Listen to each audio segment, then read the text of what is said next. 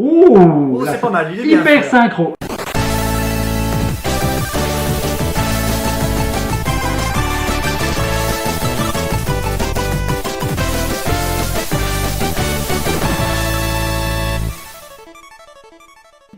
Bon, t'es prêt? 1, 2, 3. La secte, c'est devenir une fourmi dans une fourmilière. On peut jamais en sortir. Pour supprimer les milices anti-gouvernementales, l'unité spéciale a jusque-là utilisé la force sans restriction. De nombreuses personnes réclament le démantèlement de l'unité spéciale.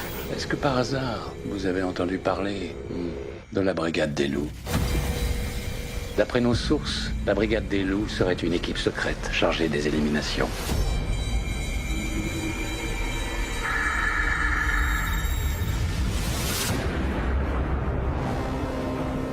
C'est ça notre métier. Je vais m'en occuper. Il a suivi un traitement psychologique il y a 5 ans. Ils veulent montrer qu'ils s'attaquent à l'unité spéciale.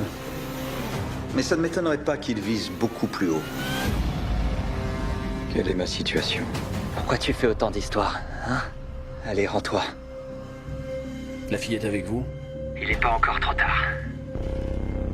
Fais confiance à personne.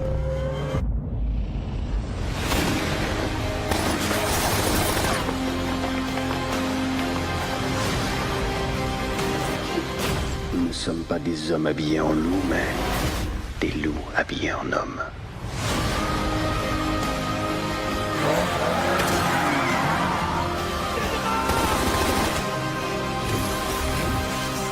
Mais qui est responsable de la mort de la jeune fille? Le pire, c'est que nous ne savons pas qui haïr.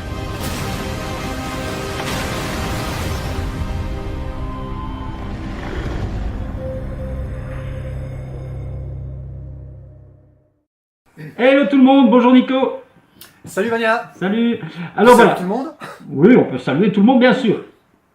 Donc, on va parler aujourd'hui de Ilang. C'était quoi? Ilang encore, la Brigade des Loups. La Brigade des Loups. Voilà, j'étais encore dans ma patrouille des aigles. Hein. Donc, soit. Des formations voilà. professionnelles. Ouais, voilà, c'est ça. Brigade des Loups. Donc, film de Netflix, film coréen, Ouais. sud-coréen. Hein. Ouais. Je pense que de toute façon, au Nord, il ne l'aurait pas fait. Donc voilà, on va pas faire un peu de politique, mais c'est comme ça. Et donc voilà, donc c'était sur la plateforme Netflix. Donc moi, j'avoue que j'ai pas vu le film, l'anime des années 90, donc Jinro. Donc j'ai mon avis sur ce film, mais je voudrais d'abord entendre le tien, puisque tu es un peu plus spécialiste Jinro que moi, on va dire. Nico, tout le monde est pendu à tes lèvres, vas-y. C'est beau, quel enchaînement. Alors moi j'ai aimé, pardon, moi j'ai aimé, alors déjà le pitch, la saga Kerberos, Ouais. ça c'est top quand même, sachant que Ilang, il se rapproche énormément de Jinro, puisqu'il reprend la trame de l'anime, en fait. Donc le réalisateur Kim Ji-woon, qui a réalisé le dernier Rempart de Schwarzy, il est habitué des films d'action, et ça se voit. Le problème, c'est que le film essaie de coller à l'anime, Ouais. mais il vire un peu trop sur le côté blockbusters. Donc il oscille un petit peu entre les deux. Donc ce qui faisait le charme de l'anime, c'est-à-dire cette espèce de Japon d'après-guerre un peu dystopique, ici on est en pleine réunification de la Corée, avec des complots politiques, des groupes terroristes, une histoire d'amour, ça c'est plutôt pas mal, comme dans l'anime, Ouais. mais c'est un peu foutraque et un peu long. Oui, mais est-ce que, alors, On en parle. est-ce que forcément, c'est pas une bonne chose vu que c'est un peu l'air du temps là, Si. oui, le nouveau concept Oui. forcément C'est fait un complètement rappel, adapté à notre voilà, époque, fait un bien rappel sûr, de tout ce qui bien se passe actuellement. Moi, j'ai trouvé justement, qui n'ai pas vu l'anime, moi j'ai trouvé qu'au début c'était super intéressant parce que je trouvais quand il parlait de tout ce qui était politico, et bien C'est ça. justement. On pouvait se dire, oui, ça pourrait arriver dans les 5-6 ans, effectivement. Voilà. Donc, moi, j'ai trouvé ça assez sympa, tu vois.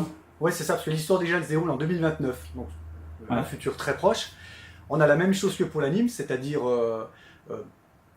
une espèce de situation politique explosive, un groupe terroriste qui s'appelle la secte, qui provoque des attentats parce qu'ils sont pas Ouais. du tout d'accord avec ce qui se passe dans le pays et tout.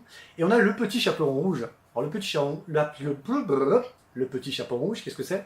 En fait, c'est les filles qui transportent les bombes Ouais. pour les terroristes. Et justement, lors d'une de ces opérations terroristes, en fait, ça se passe mal. Et lorsqu'il y a une unité d'élite qui intervient, La bombe explose, la jeune fille part en morceaux, comme dans l'anime, autant que dans le film. Et le soldat qui assiste à ça, il peut pas déclencher, en fait, il peut pas, il est complètement impuissant, et ça lui ouvrit la carafe, Ouais. comme dans l'anime. Ouais. Ensuite, il apprend que cette jeune fille, le petit chaperon rouge, elle a une frangine. Mais raconte pas tout le film, hein.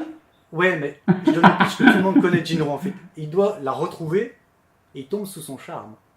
Oui, ça, oui, forcément. Mais enfin bon. Donc ça, j'irai pas plus loin, parce Ouais. que ça, tout le monde connaît Jinro, tout le monde connaît la saga Kerberos, qui a été écrite par Mamoru Oshii.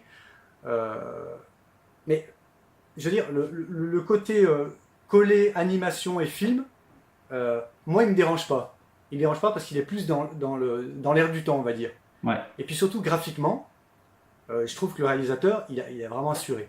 Alors d'une, les armures, elles sont super chouettes. Ouais, c'est vrai qu'elles sont Deux, belles. deux, il y a une envergure, vraiment on dirait un blockbuster américain, il y a des fusillades, bon, il y a les complots, tout ça, la petite histoire d'amour, tout ça. Et puis moi ce que j'ai aimé aussi, c'est le traitement de la photographie. T'as pas un plan qui est sombre, mal éclairé, t'as des spots de partout, t'as une belle lumière, on va dire, c'est agréable à regarder. Oui, et puis, Tu vois ce que je veux niveau, dire ouais, et puis au niveau composition, on voit que tout est étudié et travaillé. Parce que moi j'ai remarqué ça parce que parfois quand ils allument soi-disant quelques ampoules dans, allez, je dis un truc comme ça, dans un endroit désaffecté, ils allument 2-3 ampoules, tout est bien étudié dans le cadre pour que ça soit joli de partout, quoi, comme tu dis en fait. Donc ça c'est vraiment super bien étudié.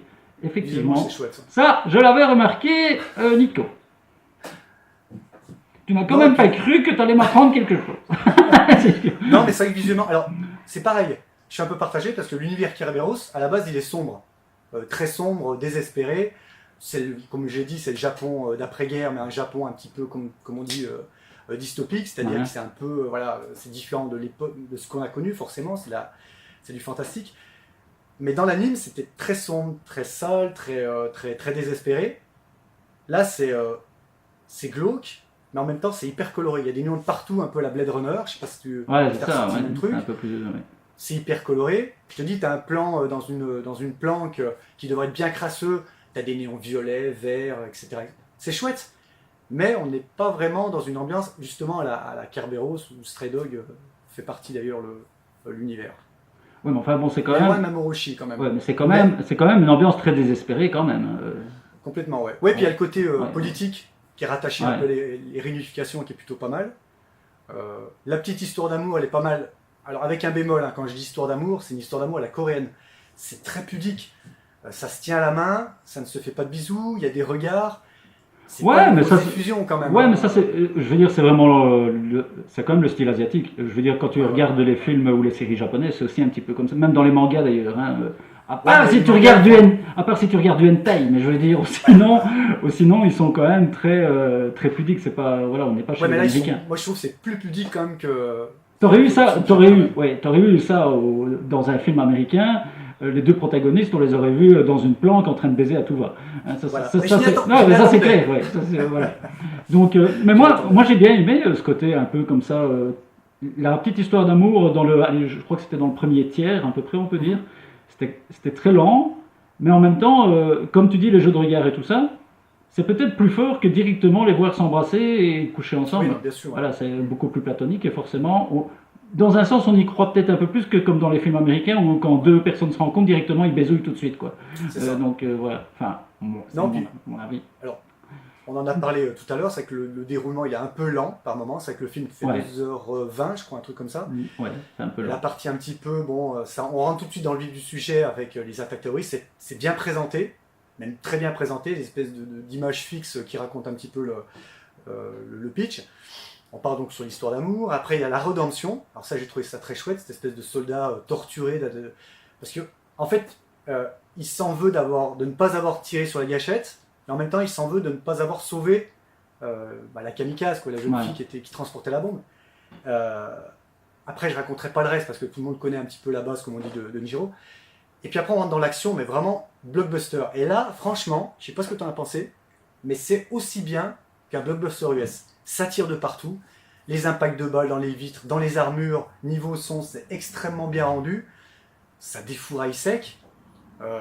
moi franchement j'ai pris mon pied en regardant toutes ces séquences. Oui, surtout quand tu vois, enfin moi j'ai lu après, hein, je l'avoue, c'était sur Wikipédia, j'ai un peu été voir justement combien ça avait coûté. Quand tu vois le prix que ça coûte par rapport au film américain, je crois qu'ils ont dépensé, si je me trompe pas, peut-être grand maximum 20-30 millions de dollars.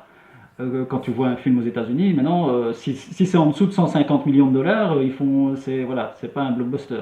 Donc maintenant, ils sont à du 200 millions d'office. Donc quand on voit ce que le réalisateur a su faire et donner comme image, en tout cas, comme tu dis, faire sentir un blockbuster sur 2h18, avec peu de moyens, il faut imaginer si on leur donne 150 millions de dollars aux mecs, quoi. Tu vas me dire, il n'y a pas que l'argent qui compte, mais quand même, quand tu fais comme à la fin, voilà, des fusillades à tout va, on se défonce à travers les murs, les armures et tout ça, ça coûte quand même du pognon. Donc, je veux dire, c'est quand même très très bien foutu pour le peu d'argent. Bon, enfin, c'est peut-être une grosse somme pour la Corée, mais pour un film hollywoodien, en tout cas, c'est très peu. Donc, voilà. Moi, j'ai trouvé ça bien foutu. Ils se démerdent bien, quoi. Ils se démerdent bien avec peu de moyens. Les armures sont magnifiques, les effets de lumière rouge comme ça, tu as des plans vraiment chouettes, tu sais, quand ils débarquent de la pénombre, tu vois que les yeux rouges. Comme dans l'anime, ça a été repris. D'ailleurs, c'est un peu le défaut du film, c'est qu'à des moments, il essaie de se calquer sur l'anime, il essaie de prendre des libertés, mais il revient tout de suite sur l'anime. Parfois, en plus, on a l'impression qu'il n'y a pas le côté d'assumer une adaptation qui transgresserait un petit peu l'univers, puis essaie de prendre un petit peu des risques. On reste quand même vraiment pas sur du copier-coller, c'est pas ce que je veux dire, mais on prend pas de risque. C'est un peu dommage. Ouais. À part une partie d'histoire que je raconterai pas, mais t'as pas vu encore l'anime. Mais je trouve que c'est un peu dommage.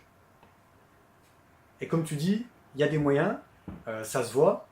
Ça n'a pas empêché le film de se cartonner, de se planter même au box-office coréen. C'est peut-être pour ça d'ailleurs qu'il se retrouve directement sur Netflix sans passer par les cases ciné chez nous. Et je trouve que c'est dommage. Parce que moi j'aurais mieux le voir sur grand écran. Est-ce que tu crois vraiment que c'est ça ou... Parce qu'en fait Netflix a quand même... en fait ça a été coproduit... Je me suis renseigné. Ah, parce que ça a été coproduit avec Warner, donc moi je me suis dit ok, Netflix a acheté les droits pour placer ça sur sa plateforme, comme il fait souvent d'ailleurs. Hein.